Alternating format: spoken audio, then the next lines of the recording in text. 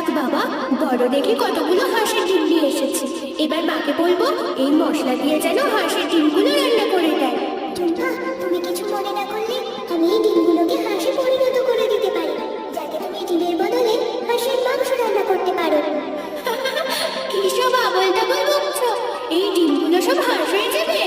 হ্যাঁ টুম্পা, তুমি দাঁড়াও, আমি এখনই ডিমগুলো সব হাঁস বানিয়ে দিচ্ছি।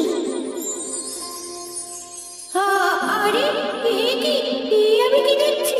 সবগুলো ডিম যে একেবারে হাঁস হয়ে গেল। মা, মা, কোথায় তুমি? জলদি করে রান্না করে এসো। কি রে টুম্পা, কি হয়েছে? এত ডাকাডাকি করছিস কেন? দেখো মা, কতগুলো হাঁস। আরে এ কি টুম্পা, এতগুলো হাঁস তুই কোথায় পেলি? এই হাঁসগুলো, না মানে এই হাঁসগুলো কালকে তুমি রান্না করে দেবে, আর রান্নার সময় ওই মশলাগুলো ব্যবহার করবে। এটা আবার কেমন মশলা? সে তো আমি জানি না মা, বাবা বললো এই মশলা দিয়েই যেন তুমি তরকারিটা রান্না করো। সে না হয় রান্না করব, কিন্তু এই মুরগিটাকে কি করব? মুরগির রোস্ট নাকি মুরগির মাংস কষা? না না মা, এই মুরগিটা রান্না করার জন্য নয়, আমি ওকে নিয়ে গেলাম ঘরে।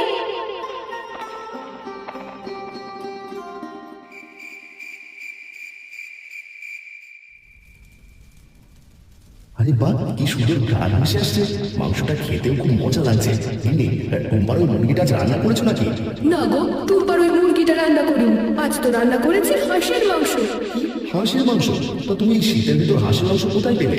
সে আমি কি করে বলবো, টুম্পাই তো নিয়ে এসেছে, আর সাথে এক কৌটো মশলা, যা তরকারিতে দেওয়ার পর থেকে ঘ্রাণে ঘর একেবারে ভরে গেছে।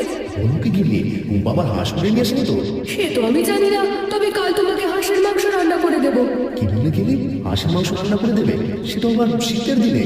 হ্যাঁ গো, দেখো শীতের দিনে হাঁসের মাংস সবাই চেটে পুটে খাবে। সে তো বলতে পারি না গিন্নি, আমার হোটেলে তো কেউ খেতেই আসে না। তবে কাল তুমি মশলা দিয়ে হাঁস রেঁধে দিও, আমি হোটেলে গিয়ে বিক্রি করবো। ঠিক আছে, এবার তাহলে জলদি খেয়ে নাও।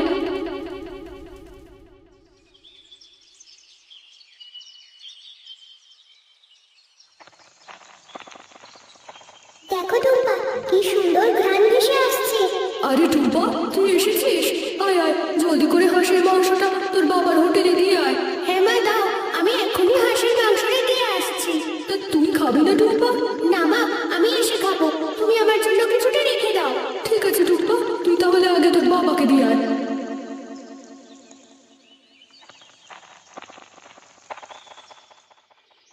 আরে কি টুম্পা এখন আসছে না কেন? সে কখন থেকে বসে আছে, কিন্তু এখনো তরকারি নিয়ে আসছে না।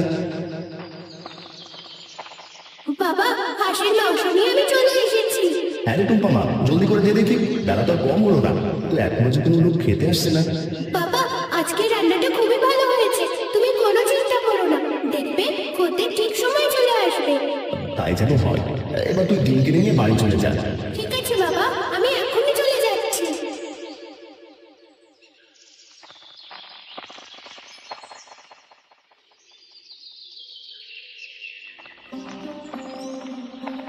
আরে এসব কি রতন, আজ তুই কি রান্না করেছিস? এত সুন্দর ঘ্রাণ কোথা থেকে ভেসে আসছে? আজ আমার গিন্নির হাতে হাঁসের মাংস রান্না করে নিয়ে এসেছি।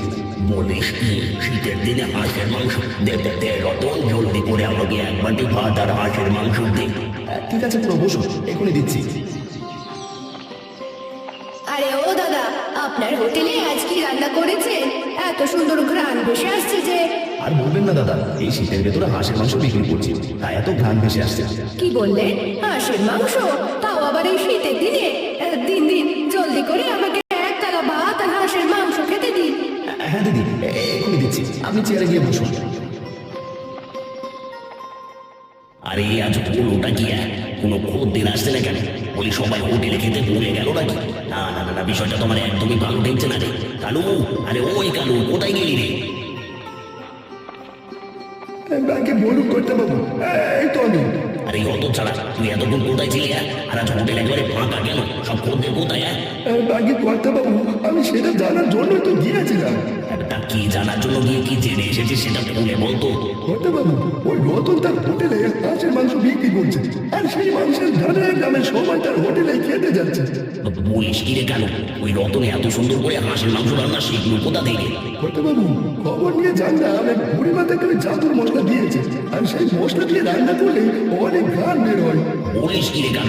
তাহলে তো ওই মশলা আমাকে চুরি করতেই হবে। চল চল চল, শুভ কাজে দেরি করতে নেই, এখন ওই রতনের বাড়িতে চল। হ্যাঁ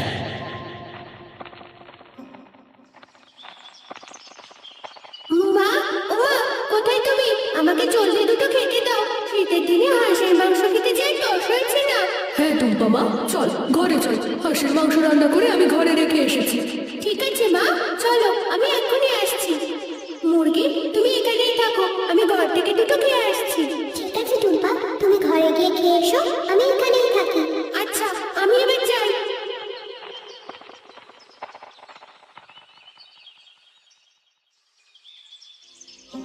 যাক বাবা, অবশেষে আমার হোটেলে আমার মানুষেরা খেতে এসেছে। এবার আর আমাকে না খেয়ে মরতে হবে না। ভাগ্যিস ওই বুড়িমা ছিল, নয়তো ওই জাদু মশলা আমি কখনোই পেতাম না। আর মশলা না পেলে যে আমার খাবার এত ঘ্রাণও ভেসে আসতো না। তার রতন, 2 বাটি ভাত আর 1 বাটি হাঁসের মাংস খেয়েছে, আমার মোট কত টাকা হয়েছে? আর তোমার মোট 100 টাকা হয়েছে পুরো। আরে একে বলছিস? আমি জানলে আরো 2 বাটি হাঁসের মাংস খেতাম। পুরো যখনই খেতে ইচ্ছে করবে তখনই সোজা চলে আসবে আমার হোটেল থেকে। এখন থেকে একেবারে সস্তায় খাবার খেতে পারবে।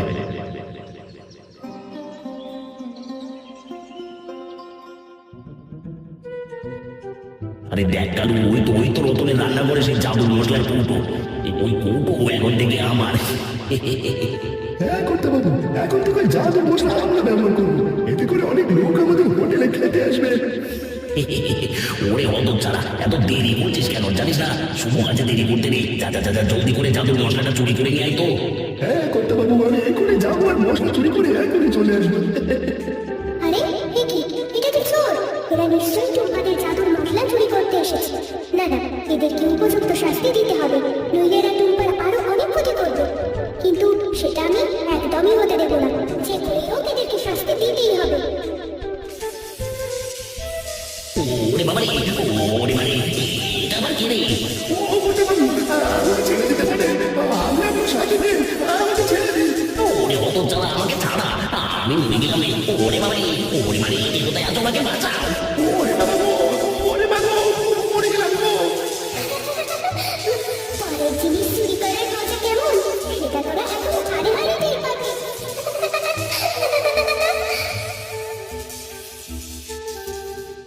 হ্যালো গাইস, আমার এই কার্টুনটি কেমন হয়েছে কমেন্ট